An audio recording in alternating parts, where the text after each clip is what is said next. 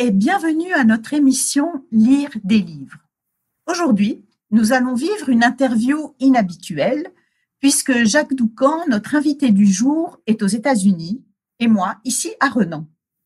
Mais grâce à la technique, tout devrait bien jouer, ou en tout cas on l'espère.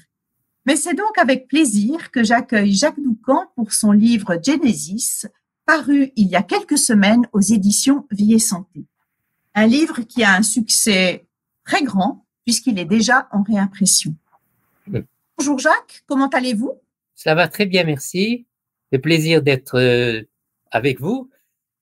Alors, en tout cas, merci. C'est nous qui vous remercions d'être là en connexion sur le plateau d'Espoir Média pour présenter votre nouveau livre. Mais pour ceux qui ne vous connaîtraient pas, voilà une brève présentation de qui vous êtes. Jacques Doucan est français. Il a vécu donc quelques années en Algérie et en France. Et quand il était en France, eh bien, ce sont des années pendant lesquelles il a eu un doctorat en langue et littérature hébraïque à l'université de Strasbourg. Puis, il a obtenu un doctorat en théologie systématique à Andrews University, puis un master en égyptologie à l'université de Montpellier. Depuis 1984, il a été professeur d'hébreu et d'exégèse de l'Ancien Testament et directeur de l'Institut judéo-chrétien à l'Université adventiste d'Andrews University. Il est également rédacteur en chef pour le projet d'un commentaire biblique international de l'Église adventiste. Il a également écrit plus d'une vingtaine d'ouvrages, dont plusieurs ont été traduits en différentes langues. Il est marié à une Suissesse, Liliane Huber-Sachs, professeure de musique également à Andrews, et ensemble, ils ont une fille, Abigail, qui est professeure de philosophie dans l'État de New York. Actuellement, il a pris sa retraite, mais est toujours en pleine activité. Il enseigne encore des cours pour l'université d'Andrews, ainsi que pour le Hebraic Christian College, une université protestante internationale et interconfessionnelle en ligne, avec principalement des cours sur la Genèse et des cours sur le sabbat. Sans parler du reste. Alors, toujours très busy, comme on dit là-bas. Et Jacques Doucan vient donc d'écrire un livre sur la Genèse qui s'appelle Genesis. Voilà une vie trépidante de professeur et d'écrivain. Mais alors, qu'aimez-vous faire pour vous relaxer? Est-ce que vous vous relaxez de temps en temps? Ah, bien certainement. Oui, bon, c'est une bonne question. Je fais du sport, je cours tous les matins. Ça, c'est déjà une bonne chose. Et puis, bon, je me promène. Voilà, je lis beaucoup, bien entendu. Et puis, bien sûr, il m'arrive d'écrire. Et là, je trouve encore, paradoxalement, ma meilleure détente. D'accord, ok. Merci. Alors, venons-en à ce livre donc qui s'appelle Genesis et qui vient de sortir aux éditions Vie et Santé. J'ai vu dans la biographie que vous m'avez donnée que vous donnez entre autres un cours sur la Genèse et j'ai envie de vous demander d'où vient cette passion que vous avez pour la Genèse? Bien, voilà. Donc, il est vrai que c'est un livre qui m'a toujours intéressé dès le départ. Déjà par son contenu, d'une manière particulière, il y a des textes dans ce livre qui m'ont retenu. Le texte de la création est un texte qui m'a retenu dès le départ. Dans ma première thèse que j'avais écrite à l'université de Strasbourg, où je travaillais sur la relation entre le langage et la pensée hébraïque. C'est un des textes clés que j'avais utilisé, qui en fait généré plus tard carrément une thèse de doctorat sur la structure littéraire du récit de la création. Et puis il y a d'autres textes comme cela qui m'ont toujours fasciné. Le texte, bien sûr, du sacrifice d'Isaac, le texte qui se trouve d'ailleurs au milieu même du livre de la Genèse, quand on tient compte de la structure du livre de la Genèse. En fait, cette structure, elle a à son centre, il y a un texte, une partie centrale qui est introduite par une phrase, lech lecha, va. Et ce va est répété 2 fois, donc en fait il est répété une autre fois, disons, il est utilisé 2 fois, il résonne 2 fois, et il encadre le centre. Alors ce sont ces deux. Alors le premier, c'est quand Abraham a été appelé à sortir, c'est un texte qui m'a beaucoup intéressé. Le deuxième, c'est un autre texte qui m'a beaucoup fasciné et intrigué, c'est le texte du sacrifice d'Isaac. Alors là, ce sont des textes, bien sûr. Et bien, encore un autre texte, bien sûr, qui m'a retenu, c'est le texte c'est un texte sur lequel j'ai écrit, sur lequel j'ai prêché. C'est le texte lorsque Jacob s'adresse à Ésaü, son ennemi, et qu'il lui dit quand je vois ta face, c'est comme si je voyais la face de Dieu. Alors voilà, donc ce sont des textes un peu partout, comme ça, dans ce livre, qui ont retenu mon intérêt et qui fait que finalement le livre est présent dans mon esprit. D'accord. Je crois d'ailleurs savoir que vous maîtrisez l'hébreu, et je me demandais si pour bien comprendre le livre de la Genèse, il faut parler hébreu couramment.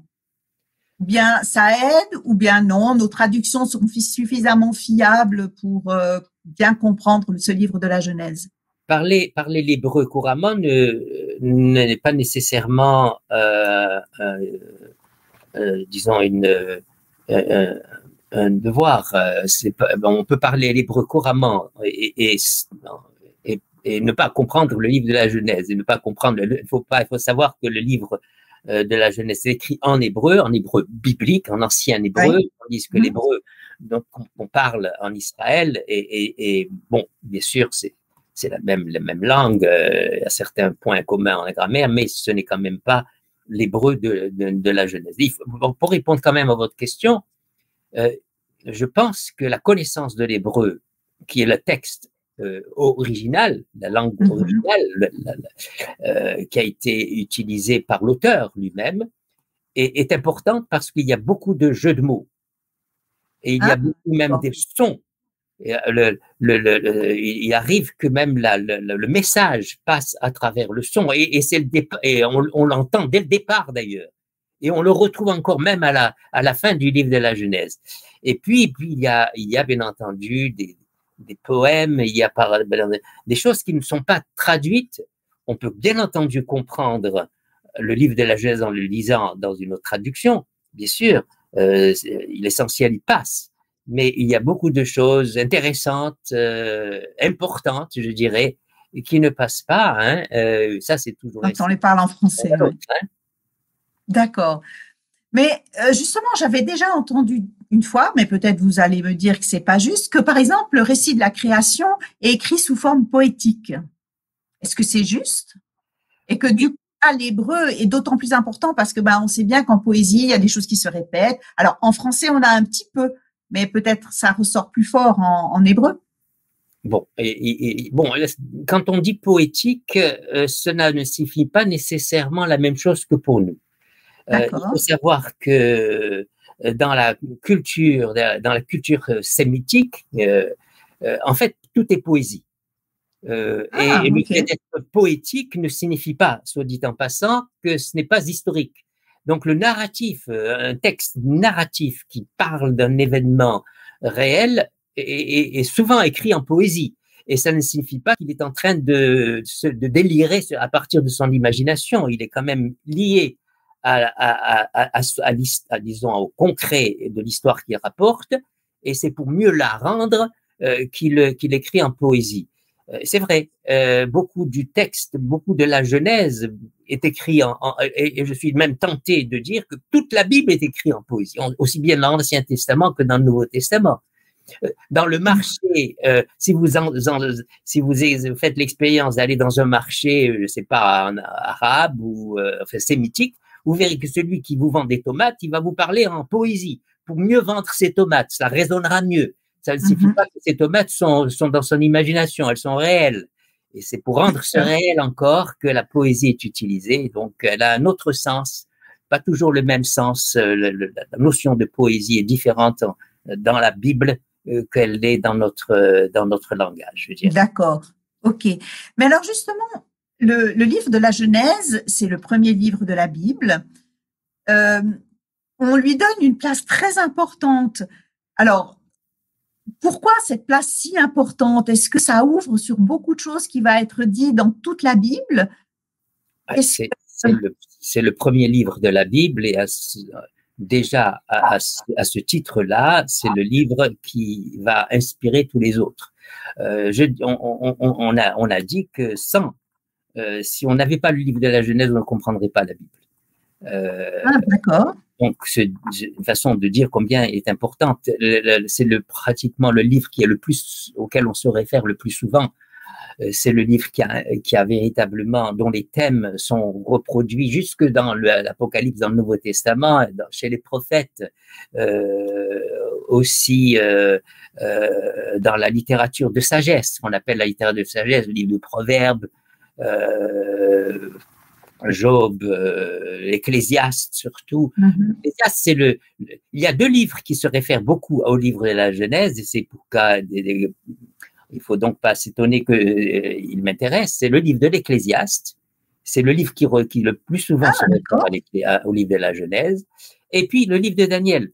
Le livre de Daniel qui est un livre qui parle de la fin, et le livre de l'Ecclésiaste est un livre qui parle de l'existence. Et le livre de la Genèse a ceci de particulier, c'est qu'il prend, c'est un livre d'espérance, c'est un livre qui parle aussi de la fin, qui nous projette vers l'avenir, et un avenir d'espérance. Mais c'est aussi un livre qui nous engage, c'est un livre qui parle de l'existence d'aujourd'hui. Et bon, bien sûr, c'est un livre qui va être présent aussi dans l'Apocalypse, c'est un livre qui va être présent dans beaucoup d'autres livres de la Bible. Donc, c'est un livre qui véritablement contient les racines de tous les autres livres de la Bible. En ce sens, et puis, il a inspiré beaucoup ce qui fait l'importance de ce livre, c'est que c'est un livre universel. C'est le livre qui, peut-être plus que des autres livres de la Bible, qui est à la racine des trois grandes religions monothéistes. Si vous prenez un livre, n'importe quel autre livre de la Bible, on ne va pas le retrouver en islam, en judaïsme. Parce que la Genèse, c'est véritablement le lieu de rencontre de ces trois grandes religions monothéistes. Et en plus, il y a dans ce récit des textes qui parlent des débuts de l'histoire humaine, et c'est pourquoi c'est un livre qui intéresse beaucoup plus de personnes que d'autres livres dans la Bible. Ouais. D'ailleurs, j'ai trouvé très surprenant, c'est que pendant très longtemps, en fait, le livre de la Genèse parle principalement de la création. Au commencement, vous dites Bereshit dans votre livre. Et en fait, pendant très longtemps, cette théorie de la création n'a pas été remise en doute. On le voit par des peintures, on le voit par des musiciens. Le thème de la création est un thème qui revient souvent. Et puis maintenant, on est plutôt dans un courant inverse où on met cette théorie de la création, on la met en comparaison ou même des fois en concurrence avec la théorie de l'évolution. Qu'est-ce qui a provoqué ce changement? Est-ce que c'est l'avancée des connaissances scientifiques? Pourquoi est-ce que tout à coup, la création, quand on est créationniste, c'est plus toujours très bien vu, même dans les écoles, on n'a plus trop le droit d'enseigner, selon vous? Alors bon, l'idée de l'évolution, c'est une très très vieille idée. Bon, en réalité, elle a pris sa credentials, comme on dit en anglais, elle a pris sa valeur au 19e siècle à partir des études linguistiques et même pseudo-scientifiques des races, impliquant que l'idée que le dernier et la dernière étape est la meilleure que la première. Bref, mais l'idée de l'évolution, on la retrouve en ancienne Égypte, par exemple. Lorsque les anciens Égyptiens regardaient la nature, ils voulaient trouver une raison à cela. Ils avaient une approche qui ne relevait pas de la révélation, de la foi. Et c'était des personnes qui regardaient la nature et tiraient des leçons de cela. Et ils avaient remarqué en particulier un insecte qu'ils appelaient, donc le scarabée, qu'ils l'appelaient le khépère, qui signifie l'évolution, en fait. C'est le mot qui signifie évolution, le devenir. Et ils avaient remarqué que ce scarabée produisait une boule, et à partir de cette boule, un autre scarabée venait, en quelque sorte, et il y avait une création spontanée. Spontanée, oui. Et si bien que ils avaient émis l'idée, l'hypothèse que finalement, ce qui se passe, c'est qu'il y a une création, une création spontanée de soi-même. On est né de soi-même. Il n'y a pas d'intervention extérieure. Et cette idée, bien entendu, est une idée très séduisante pour les personnes qui ne croient pas à une puissance extérieure en dehors de celle qu'ils voient, en dehors de l'humanité. Et c'est pourquoi on a émis l'hypothèse, Darwin et d'autres, bien entendu au XIXe siècle, on a émis l'hypothèse que, voilà, comme ils ne croyaient pas en Dieu, eh bien, c'était une hypothèse qui était tout à fait appropriée. Alors, l'évolution. Alors, l'idée de l'évolution, à l'origine, c'était une idée qui préconisait, qui défendait l'idée de l'athéisme, l'idée de la non-croyance, de la non-foi. Aujourd'hui, on a dépassé cela, on a combiné, on essaye de combiner l'évolution et la foi, mais c'était pas ainsi au départ. Au départ, ce sont deux démarches tout à fait opposées, irréconciliables. Oui. Et parce que l'évolution implique que la création se fait de soi-même sans avoir d'intervention. Bon, on essaye d'arranger ça, on dit Dieu donne un petit coup de pouce, etc. peut-être, mais enfin, en réalité, l'évolution implique nécessairement, elle exclut la notion, la foi, elle exclut dans sa réalité l'intervention extérieure. Ouais, donc, il y a effectivement quelque chose qui...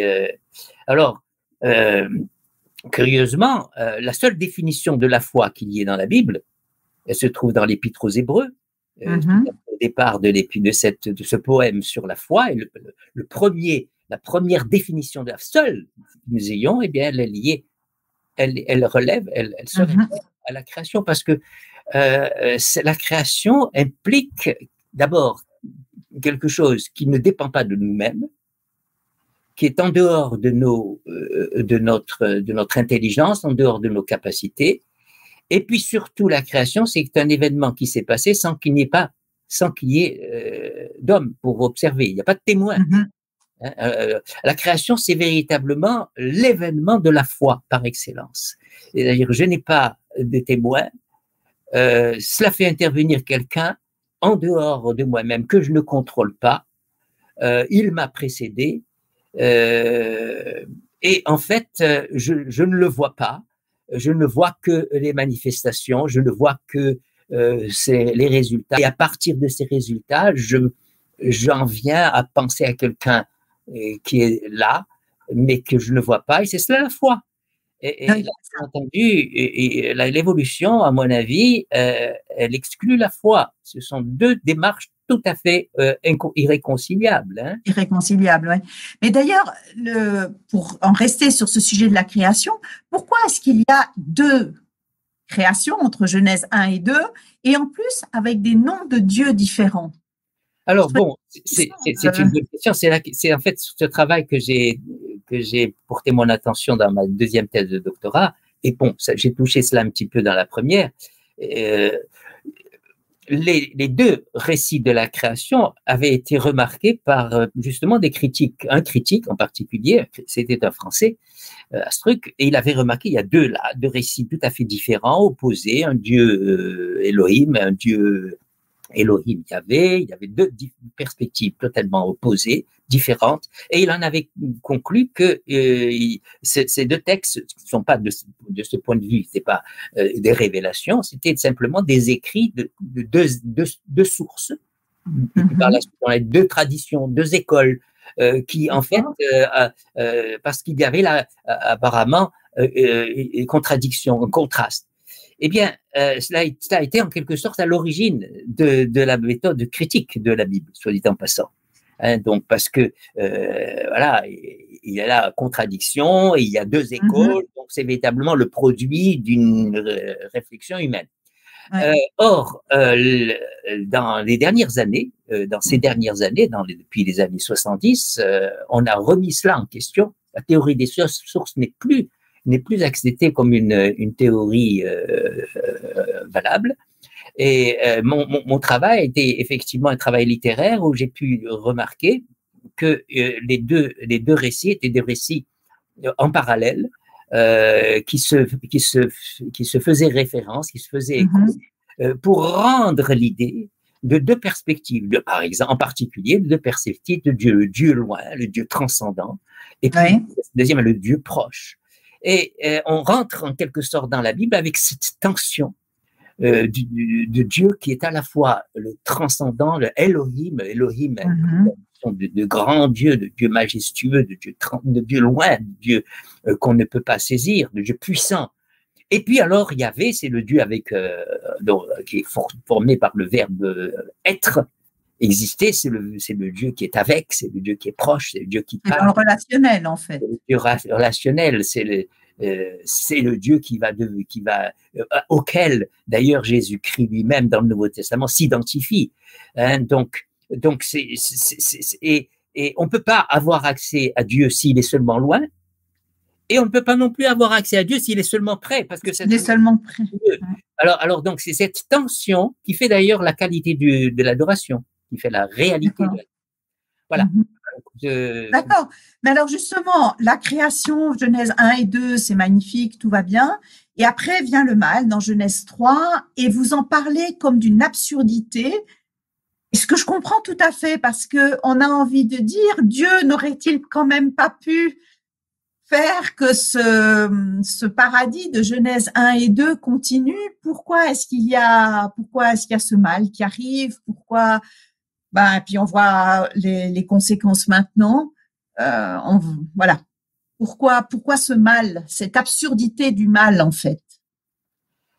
Il y a une réponse à ce problème, mais dans un autre contexte, qui a été donnée par Elie Wiesel. Il parlait de l'Holocauste, c'est-à-dire pour lui ce qui représentait, qui était l'illustration du mal radical. Et il a dit une phrase qui peut-être peut nous aider à répondre à cette question. Le jour où on trouvera la réponse à cette question, ça signifiera que on n'a rien compris à cette question. Autrement dit, toute réponse à cette question, parce qu'elle est réponse à cette question, elle n'est pas la réponse. Il n'y a pas de réponse, en fait, cette question. C'est absurde, c'est insensé, on ne peut pas le comprendre, c'est pas quelque chose que Dieu a prévu, ce n'était pas dans ses plans. Et c'est ce qui fait que c'est absurde. Et il n'y a pas d'explication, si ce n'est le jour où on explique le mal, on le justifie. Oui, et on lui donne un sens positif, et on lui donne une valeur. Donc il n'y a pas d'explication. C'est venu tout à fait inattendu, et là, de la même manière que la mort. On va expliquer la mort, on va dire voilà, la mort c'est le mal radical, c'est là du tout. Alors on essaye parfois de justifier la mort, de dire qu'il sans la mort, bien sûr, il n'aurait pas la vie et la mort sont liées, et donc la mort est positive. Mais le jour où on est en confrontation avec la mort de l'être cher, sa propre mort, on aura beau avoir toutes les thèses on le sait tout au fond de soi-même, que c'est l'événement le plus injuste, le plus absurde qui soit. La vie est l'argument même qui nous montre que la mort est absurde et qu'elle n'était pas prévue au programme. Effectivement. D'ailleurs, dans votre livre, vous parlez beaucoup de vie. Et d'accord, il y a le début, il y a la création, mais après il y a le mal. Après, on voit comment le monde évolue, jusqu'au déluge où Dieu va dire mais non, ça va plus ici, et on va faire un espèce de deuxième commencement après le déluge. Et puis après, on a la vie de ces patriarches qui est pas toujours très reluisante, et puis qui va même commencer avec Caïn et Abel. Enfin voilà, rien n'est très reluisant, mais dans votre livre et puis dans la Genèse, en fait, il est quand même pas mal parlé de vie. Et je trouve que c'est assez contradictoire, en fait, face à ce mal. Parce que le mal, la mort, la souffrance, c'est l'endroit où l'on peut, qui inspire l'espérance. Sans la souffrance, il n'y a pas d'espérance. Paradoxalement, la souffrance et la mort sont les endroits qui nous rappellent quelque chose, qui nous font rêver, qui nous redonnent, qui nous donnent la nostalgie, qui nous révoltent. Et déjà, cette révolte est une manifestation de notre espérance. En fait, quand on souffre, on se rend compte que ce n'est pas normal. Quand on meurt, on se rend compte que ce n'est pas juste. C'est injuste, ouais. Et en quelque sorte, et c'est vrai, le livre de la Genèse est un livre effectivement qui parle beaucoup de la souffrance, de l'erreur, du péché, comme on dit dans notre langue aujourd'hui, mais à chaque fois, qui parle de la méchanceté, qui parle du mensonge, mais à chaque fois, c'est pour nous faire rêver, nous nourrir notre espérance, nourrir notre nostalgie et nous rappeler qu'il y a quelque chose d'autre. Et c'est pourquoi les deux vont ensemble dès le départ et jusqu'à la fin. Le livre de la Genèse se termine par une phrase, c'est l'une des dernières phrases du livre de la Genèse, c'est la phrase que Joseph donne à ses frères et qui tremblaient lorsque Jacob venait, le père mourir. Ouais. Alors les frères avaient peur que Joseph allait se venger, etc. Compte tenu de son histoire et de ce qu'il lui avait fait. Et Joseph donne une phrase ici qui pourrait résumer tout le livre de la Genèse. Il dit: vous avez eu l'intention de me faire du mal, mais Dieu a tourné cela, changé cela en bien. Et c'est cela le livre de la Genèse. Ouais, d'accord. Je trouve que c'est une magnifique. On arrive gentiment à la fin. Ça fait déjà un petit moment que nous parlons, et je trouve très beau cette idée de dire que cette Genèse nous amène à la vie malgré tout ce qui ne va pas bien. Et puis souvent je conclue mes interviews avec une question. Qu'est-ce que vous diriez à quelqu'un? Pourquoi lire votre livre, en fait? Pourquoi lire ce livre Genesis? C'est une question embarrassante. Peut-être pour un nouveau commencement, parce que c'est là le sens même du livre de la Genèse. Pour renouer avec son commencement, pour aussi non seulement renouer avec un passé, mais refaire un passé, regarder au-delà du présent et renaître. Et le livre de la Genèse est un livre qui parle beaucoup de renaissance, de naissance. Ce qui articule le livre de la Genèse, ce sont les toldotes, comme on dit, les généalogies. Il y en a 11 qui font, en quelque sorte, qui façonnent la structure de la Genèse. Le livre de la Genèse, c'est pas seulement un livre de commencement, qui parle du commencement dans le passé, mais c'est aussi un livre qui parle de commencement dans notre vie, de nouvelle naissance. Et c'est pourquoi, dans le Nouveau Testament, on se réfère beaucoup à la Genèse, de la nouvelle création. Le baptême est un signe qui est un symbole de la recréation de la jeunesse. Voilà. Donc, on veut revivre une nouvelle vie, on veut se convertir, on veut vivre à nouveau. Eh bien, le livre de la Genèse pourrait aussi jouer son rôle. D'accord. On retiendra ce mot de recommencement. J'aime beaucoup ce mot, puisque la Genèse commence avec le commencement, et puis pour nous, ça peut être un recommencement, et je trouve ça une très belle conclusion. Alors voilà, merci vraiment Jacques d'avoir pris le temps de nous parler de votre livre Genesis. Pour ceux qui seraient intéressés, ce livre est donc paru aux éditions Vie et Santé. Il est disponible d'ici quelques jours à nouveau, entre autres à la librairie Vie et Santé à Renan en Suisse, ou alors aux éditions Vie et Santé en France. Merci à vous tous qui nous suivez sur la chaîne YouTube d'Espoir Média ou sur AdventPlay. Si cette émission vous a plu, n'hésitez pas à la liker et à la partager autour de vous. Et moi, je vous donne rendez-vous bientôt pour une nouvelle émission Lire des livres sur Espoir Média. À bientôt. À bientôt. Merci.